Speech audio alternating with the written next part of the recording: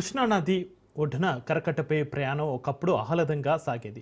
దారి పొడవునా రెండు వైపులా పచ్చని చెట్ల మధ్య చల్లని గాలులకు తోడు ఓవైపు కృష్ణ తూర్పు ప్రధాన కాలువ, మరోవైపున కృష్ణానది అందల హరివిలును ఆస్వాదిస్తూ మళ్ళీ మళ్ళీ ప్రయాణం చేయాలనిపించేది.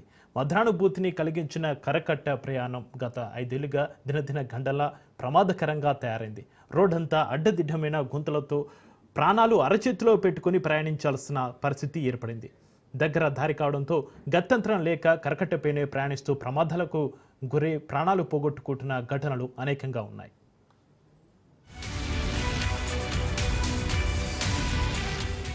విజయవాడ వద్ద యనమలకుదురు నుంచి పులిగడ్డ వరకు 58 కిలోమీటర్లుంది.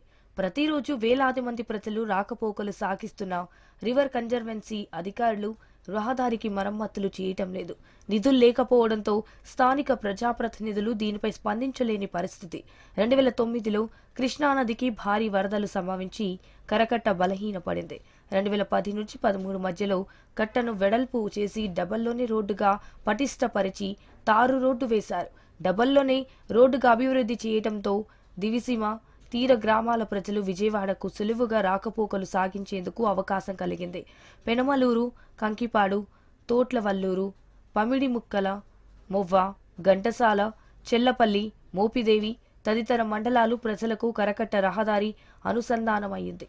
దీంతో అవనిగడ్డ డిపో నుంచి విజయవాడకు కరకట్ట మీదుగా కరకట్ట ఎక్స్ప్రెస్ పేరుతో ఆర్టీసీ బస్సులు కూడా తిప్పుతున్నారు.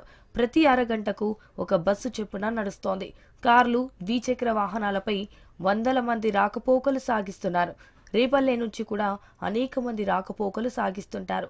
కరకట్టపై వాహనాల రాకపోకలను చూస్తే అనధికార జాతీయ రహదారి గుర్తుకు వస్తుంది.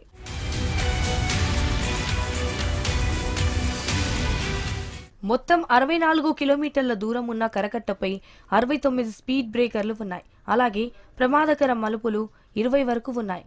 నడకదూరు, శ్రీకాకుళం, ఐలూరు, చాకంటిపాడు, తోట్లవల్లూరు, రొయ్యూరు వద్ద 6 చోట్ల సీసీ కెమెరాలు ఏర్పాటు చేశారు. 5 చోట్ల డేంజర్ స్పాట్స్ ఉన్నాయి. నడకదూరు, పాప వినాశనం, వెలివోలు, శ్రీకాకుళం, లంకపల్లి, ఐలూరు, తోట్లవల్లూరు, రొయ్యూరు, చోడవరం 11 చోట్ల ఇసుక క్వారీలు ఉన్నాయి. ఒకప్పుడు ఆహ్లాదకరమైన ప్రకృతి నడుమ రివున సాగి ప్రయాణం కాస్త గత 5 ఏళ్లుగా కత్తి మీద సాములు తయారైంది. కనురెప్పపాటు వ్యవధిలో జరిగిన ప్రమాదాల్లో ఎంతో మంది బలయ్యారు. గత్యంతరం లేక గుంతల రోడ్డుపై ప్రయాణం చేస్తూ ఎందరో ప్రాణాలు కోల్పోతున్న మరమ్మతుల గురించి పట్టించుకునే నాదుడే కనిపించడం లేదు. క్షితగాత్రులైన మరెందరో ప్రాణాలు నిలబెట్టుకున్న వైకల్యంతో జీవితాలు దుర్భరంగా మారాయి.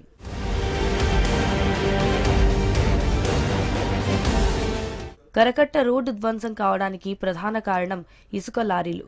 ఓవర్లోడ్తో, ఓవర్ స్పీడ్తో వెళ్తున్న ఇసుక లారీల వల్ల రోడ్డంతా గుంతలు పడి ధ్వంసమైంది. దీనివల్ల తరచూ రెప్పపాటు క్షణంలో ప్రమాదాలు చోటు చేసుకుంటున్నాయి. కొన్నిసార్లు వాహనాలు కరకట్టకు ఆనుకొని ఉన్న కేఈబీ కెనాల్లో పడిన ఘటనలు ఉన్నాయి. గడిచిన 5 ఏళ్ల కాలంలో వైసీపీ అధికారంలో ఉన్నప్పుడు ఈ కరకట్ట రహదారి గుండా కొన్ని కోట్ల క్యూబిక్ మీటర్ల ఇసుక, మట్టిని కొల్లగొట్టారు. కానీ ఈ రహదారిపై గుప్పెడు మట్టి వేసిన దాఖలాలు లేవు. జనం గొంతు చించుకొని మొత్తుకున్న ప్రమాద బాధితులు కన్నీరు మున్నీరై విలపించినా కనీసం ఒక్క గుంత పూడ్చింది లేదు. నిర్వహణ లోపం, నిర్లక్ష్యానికి తోడు అక్రమాలకు ఫలితంగా కరకట్ట శిథిలావస్థకు చేరింది.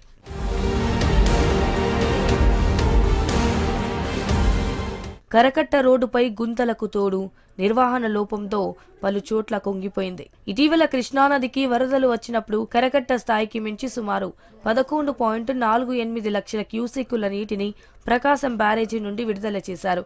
కూటమి ప్రభుత్వం కొలువుదీరాక భారీ వర్షాలతో విజయవాడ నగరం నీట మునిగింది. దీంతో దీనిపై అధ్యయనం చేసిన ముఖ్యమంత్రి చంద్రబాబు కరకట్టను 15 లక్షల క్యూసెక్కుల నీటి విడుదలను సైతం తట్టుకునే విధంగా ఎత్తు పెంచాలని నిర్ణయించినట్లు వార్తలొస్తున్నాయి.